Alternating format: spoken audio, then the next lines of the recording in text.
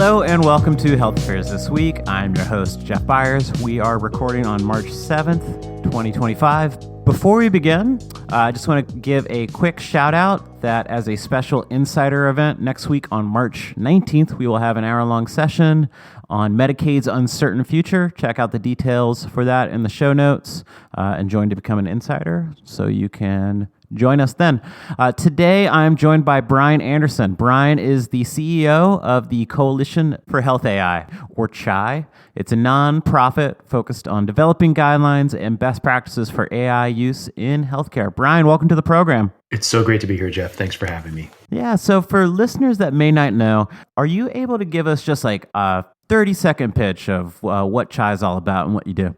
Yeah, so CHAI was started 4 years ago in the middle of the pandemic when a number of private sector organizations were coming together. Of course, we're solving the pandemic at the time, but we began appreciating the kinds of impact that you have when you have non-traditional companies that are inherently competitive working together. And so we asked, is there something we could be doing in AI? And we looked at the concept of responsible AI and developing consensus, technically specific best practice frameworks on what responsible AI looks like for a developer developing it, a deployer deploying it, be it a health system or a payer or a life science company, and what it means to manage and monitor AI tools over time. And so really that's been the focus of CHAI since we started, is developing consensus-driven best practice frameworks of what responsible AI looks like in health. Thanks for giving us that quick overview. We'll just get into it about what you're kind of seeing on the policy landscape. In January, the then Biden administration released a strategic plan for healthcare AI. This document has since been removed from the HHS website, as far as I can tell. The New York Times reported that FDA layoffs were decimating teams reviewing AI and food safety. Then today I read a report that the FDA is trying to bring back some of those employees. So it's hard to tell exactly what the federal healthcare agenda is for AI. What are you seeing in that landscape? Yeah, it's obviously been a transition and a period that I think many of us are very interested in understanding where the current administration is going to take, policy and their priorities. I think some things that have certainly stood out to me that, I'm really excited about, honestly, are I think an interest in engaging private sector organizations like CHAI. CHAI is fundamentally led by private sector stakeholders, from technology companies to health systems to payers to patient community advocates, and working with those communities to develop the kinds of guidelines and guardrails in our space, which of course is health AI, rather than having top-down regulation being developed and instantiated from a regulator. And so, I think there's appetite and interest in partnering with organizations like CHAI, because that's our focus, is a private sector led effort to develop those kinds of internal self-regulatory guidelines and guardrails. And so we have excitement in that. I think the second big area of focus that I'm also very interested in exploring further is an interest in investing in infrastructure and technology assets that help accelerate innovation to keep us economically competitive. And this, of course, is very core to the mission of CHAI, is to develop AI that is responsible, that serves all of us. And to do that, you need to have the kinds of infrastructure investments across, our nation to bring online different data sets from rural communities in Appalachia to the heartland to urban environments as well. And so we're seeing, I think, a lot of interest at a policy level in exploring how to make those technology investments to spur innovation, to drive economic competitiveness. And we're excited to be part of those conversations. Great. Thanks for that overview. Is there anything else that you can give us about what you're seeing from the federal policymaking that's Yeah, I think, some more specifics, particularly. So one area that really excites me is, there's this promise, always been this promise and hope that technologies are going to bend the cost curve in healthcare. And I would say, certainly during my lifetime, I have not seen that. In the 15, 20 years that I've been in digital health, the costs for healthcare delivery have only gone up.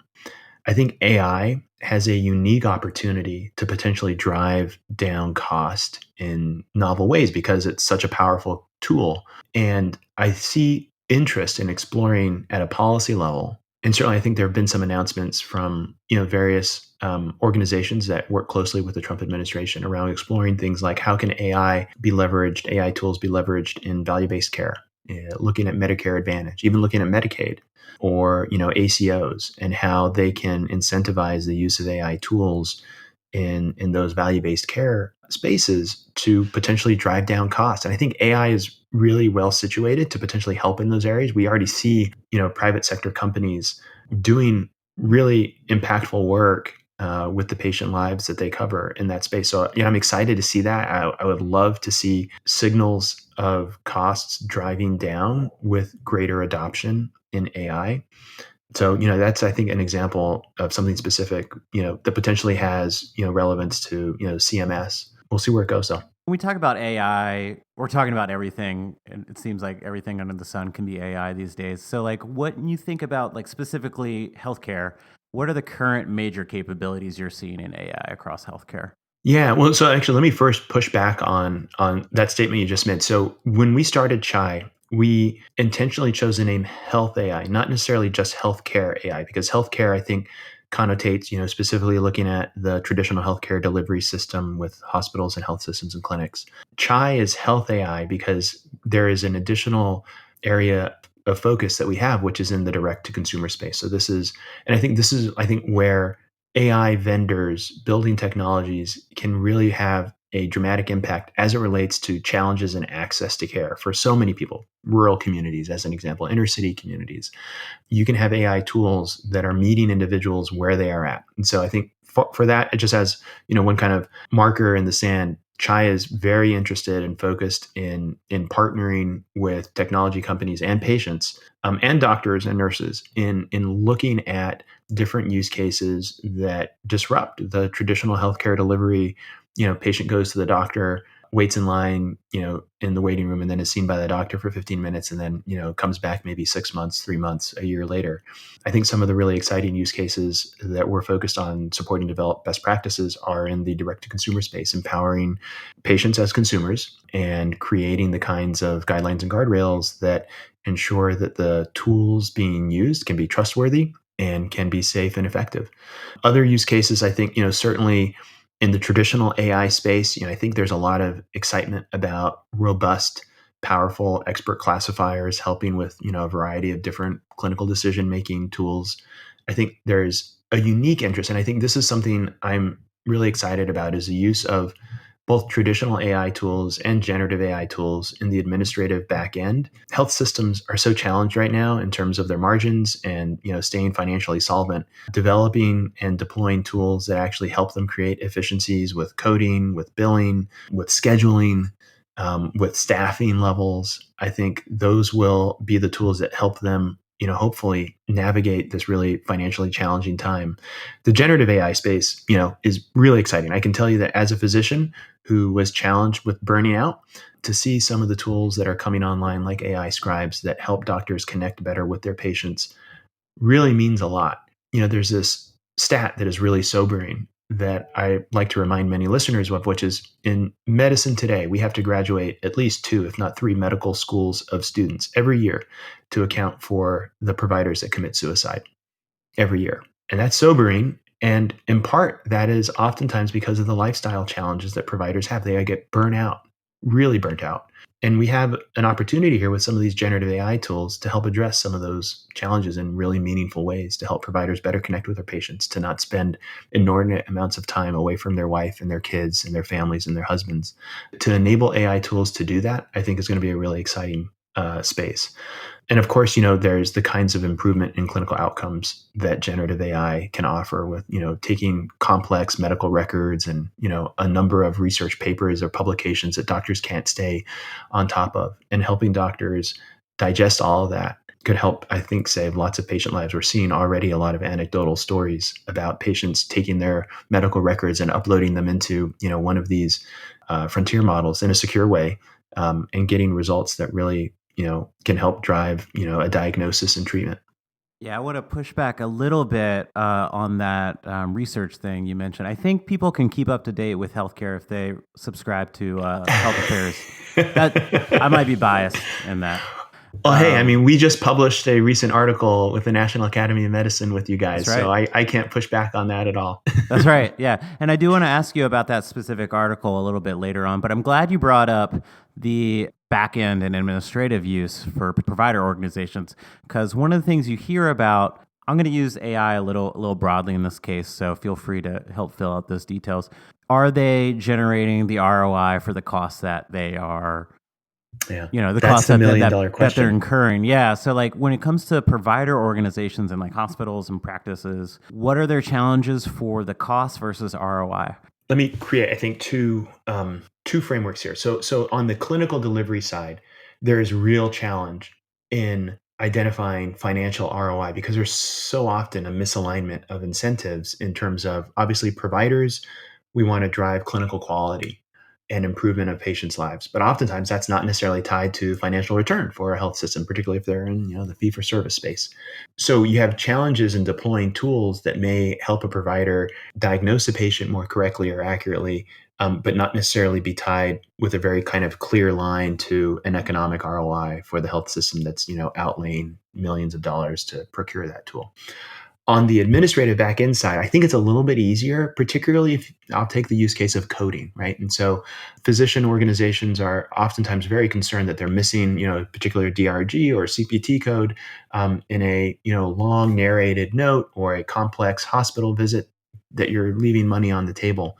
We are hearing, I haven't yet seen, a wealth of knowledge published in this space, but we are hearing that there are, I think, easier ways to specifically identify where AI tools deployed in that kind of use case are driving better economic returns. Additionally, on the scheduling side, so I think one of the real challenges for physicians and the scheduling teams that they work with is driving schedule density and driving down no-shows. And so when you have tools that can help identify individuals that might have a high risk of no showing and then enabling those health systems to take proactive steps to help get that individual to come into the visit and then seeing your schedule density go up, those sorts of things are easy to measure. And so if you're getting the closer you get to that billable moment, I think the easier it is to measure economic ROI. And so schedule density tools that help with scheduling, tools that help with administrative billing, capturing all the codes in a complex hospital visit or outpatient visit are some areas where I'm seeing signals that are helping health systems, I think, get a little bit excited about some of these tools that they're using. You know, that made me want to ask, a lot of concerns we've heard about with AI are about hallucinations over patient diagnoses or something along those lines. And I imagine those are real concerns, but I actually wanted to ask you about potential hallucinations for like administrative data. Is that like possible when you're talking about coding and billing and things like that? Is that a concern at all, or is that?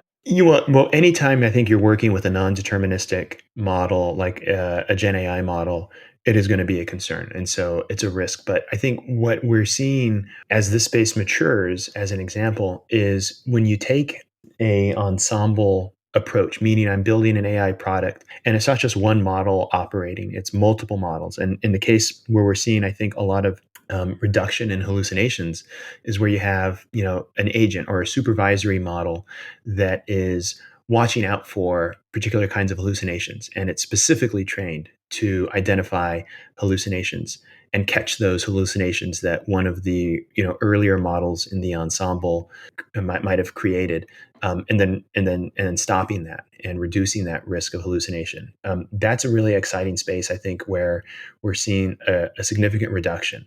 I would say, additionally, more robustly trained models on high quality data with appropriate kinds of, there's additional kinds of tuning steps and training steps that vendors, I think, are discovering to reduce the kind of hallucinations to mitigate that risk. It doesn't drop it to zero, but it reduces it.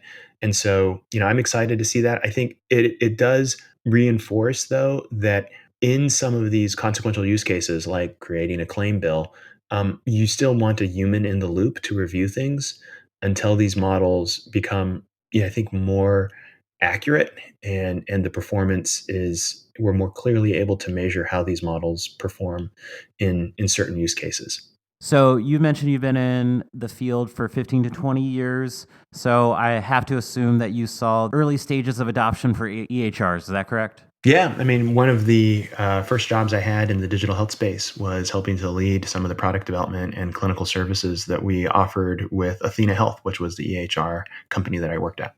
Do you see any parallels to the adoption of EHRs versus AI? Yeah, well, certainly in any kind of digital tool, there's going to be the early adopters and the folks in the middle, and then the late adopters. And I think we're certainly seeing a lot of similarities in that in general. So you have the technophiles that are excited about any kind of digital tool and leaning in and using them as much as they can, and you're going to have the folks that aren't as excited about technology that will be later on adopting these tools.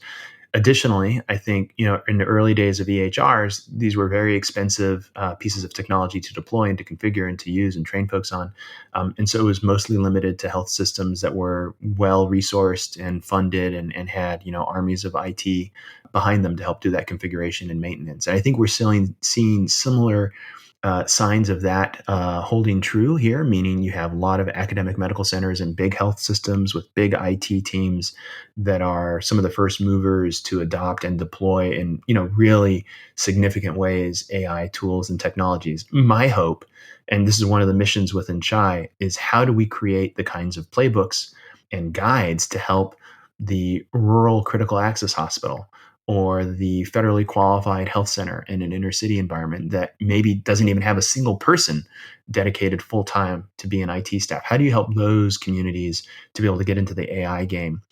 One of the, I think the hopes and the things that many of us are excited about with AI is that it doesn't necessarily have as much of a burden on an IT team to potentially deploy it, right? You don't need an army and informaticians to stand at the ready to do data, interoperability, because you have the magic of generative AI that might be able to just be able to do all of that for you.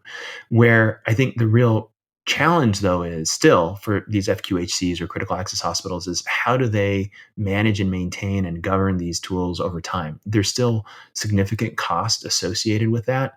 And so part of, I think, one of the more existential questions that we're going to have to address as a society, if we want to have these smaller market clinics, rural clinics, be able to participate, is how do we support them in AI governance and monitoring and managing AI models over time, similar to the challenges that those clinics still have today with EHRs. So we have about 5 minutes left, and I want to make sure I ask you this question. I'm really glad you brought up the kind of an entry into a question about workforce. So in your paper in Health Affairs, it was part of the Vital Directions series. Listeners may have heard my interview with Victor Zhao either a week or two ago. Please check that out if you haven't. If you haven't also read the papers, check that out on our website or in the February issue since you're a subscriber. You and your colleagues write about promoting the development of an AI competent workforce, which makes me want to ask, as we think about, we're still somewhat early stages for a lot of this, where do you see the workforce moving to, or how do you see the workforce changing, whether it needs upskilling or how will duties change? I know that's a very broad, sweeping question, but how do you see the workforce, the healthcare workforce shaping in the wake of AI? Let me start with kind of a look to the future. So within 5 years, I certainly see doctors and nurses, the standard of care will be more often than not using AI tools. And so if you look at it from a paradigm where these are tools that doctors within 5 years, the majority of them are going to be using them as parts of standard of care. There is a very urgent set of questions that we need to educate nurses and doctors around. And one of the principal questions, as any doctor who uses any kind of tool, be it a stethoscope or a scalpel or an otoscope that we use as part of our routine care in examining patients, is this tool, this is a question that every doctor should be asking, is this tool that I'm about to use on my patient appropriate for the patient I have in front of me? And in the space of AI tools or digital tools, there's a lot to unpack in being able to answer that specific important question. Questions like, well, how was this AI model trained? Was it trained on patients like the one I have in front of me? Do I know how the model performs on patients like the one in front of me? What are the indications for the model? What are the limitations of the model. How does it perform right now, right? If my health system has deployed the tool 3 years ago, and I know kind of what its performance was maybe 3 years ago, does my health system know how it performs right now, right? These are questions that are questions I, can call out to you and share with your listeners because, I've been in the space of AI and understand the principles of responsible AI. But that's just because I've had, the privilege of working alongside and being educated in this space. Many doctors, frontline clinicians and nurses, they don't have time. They haven't, been able to take classes in this space. And so we have an urgent need to upskill our workforce to be able to ask and answer the right kinds of questions to deliver care and use the right tools. The example I oftentimes give is you don't use a pediatric stethoscope on an adult, and you don't use an adult stethoscope on a pediatric patient. And so similarly, you don't use an AI tool that's trained on a specific population of people on a patient that comes from a population that is not representative in the data on the model that was trained on. You just don't. That's just using the wrong tool. And so helping to educate doctors and nurses on that kind of information and working with the vendor community to help enable the physicians to have the transparency on where to get the answers to their questions is going to be really important. And so it's going to take not just educating and upskilling nurses and doctors, it's going to take partnering with the vendor community to ensure that we have the kind of transparency to get those answers. Brian Anderson, anything else you want to plug before heading out? No, this has been great, Jeff. Thanks for having me, and really appreciate the time. Yeah, appreciate the time with you. Brian Anderson, CEO of Chai. Thanks again for joining us today on Health Affairs This Week. And if you, the listener, enjoyed this episode, please send it to the AI skeptic in your life, and we will see you next week. Thanks all.